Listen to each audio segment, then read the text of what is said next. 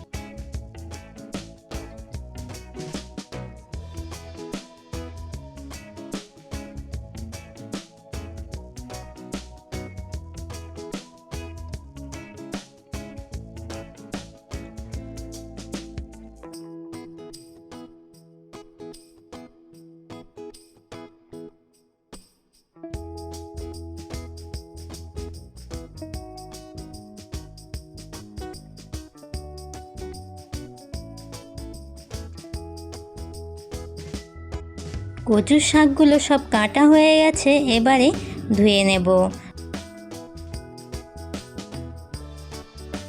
এই রেসিপিটির জন্য এইখানে নিয়েছি গোটা জিরে, শুকনো লঙ্কা, তেজপাতা, লবণ, হলুদ, চিনি আর সর্ষের তেল। এইদিকে ইলিশ মাছের মাথাগুলো পরিষ্কার করে ধুয়ে নিয়েছি আর নিয়েছি কাঁচা লঙ্কা।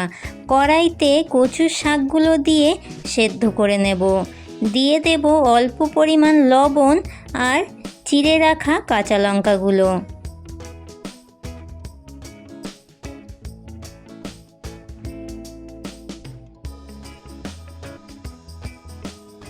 কচুর শাকে এমনিতেই অনেক পরিমাণে জল থাকে, তবুও আমি অল্প পরিমাণ জল দিয়ে কচু শাকটা ঢেকে সেদ্ধ করে নেব।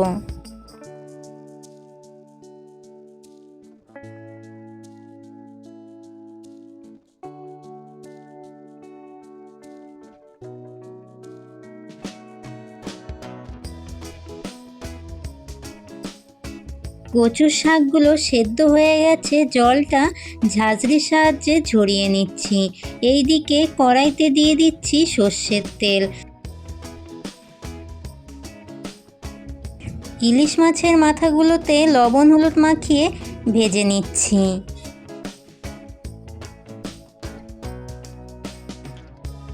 মাছের মাথাটা ভাজা হয়ে গেছে, তুলে নেব। এই একই কড়াইতে আরও অল্প পরিমাণ সর্ষের তেল দিয়ে দিচ্ছি গোটা জিরে, শুকনো লঙ্কা, তেজপাতা ফোড়ন। হালকা ভেজে নিয়ে জল ঝরিয়ে রাখা কচুর শাকগুলো দিয়ে এবারে দিয়ে দিচ্ছি স্বাদ মতো লবণ, হলুদ গুঁড়ো আর অল্প পরিমাণ চিনি। কচুর শাকে যারা চিনিটা পছন্দ করো না তারা চিনিটা নাও দিতে পারো। আমি এইখানে কালারের জন্য অল্প পরিমাণ হলুদ দিয়ে দিয়েছি।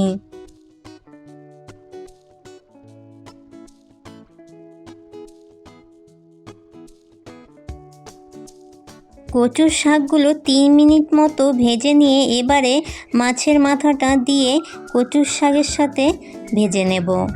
অনেকেই আছে কালো কচুর শাক পছন্দ করে না, কিন্তু এইভাবে কচুর শাক রান্না করলে সব ধরনের কচুর শাকই খেতে অনেক ভালো লাগবে। তো তোমরাও বাড়িতে আমার এই রেসিপিটি ফলো করে কচুর শাক রান্না করবে, দেখবে এইভাবে কচুর শাকটা রান্না করলে অনেক ভালো হয় খেতে।